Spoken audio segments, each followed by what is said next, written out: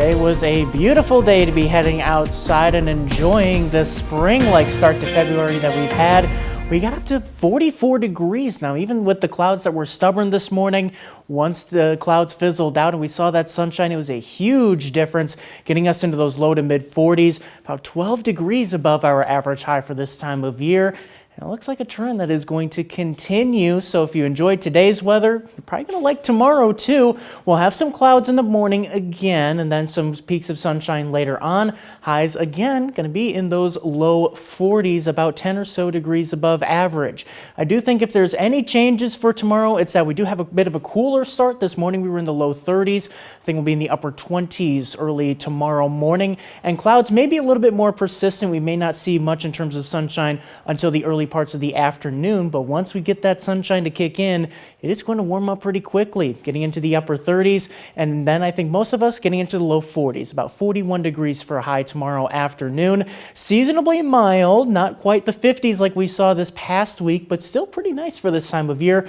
The wind's not going to be as breezy as today, but there will be just a little bit of a breeze tomorrow afternoon, so kind of the cherry on top. It will be a very nice end to the weekend, and it has really been a warm start to February. In fact, record-breaking with the average temperatures factoring in today. The first 10 days of February, the average temperature of those 10 days, shattering the record for the warmest start to February by nearly 3 degrees.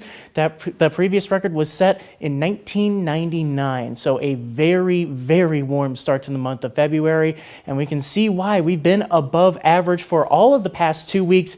We've actually been above average ever since January 22nd. And as we look in the future in the forecast, we aren't going to see very many changes to that as we continue to have above average temperatures initially this week.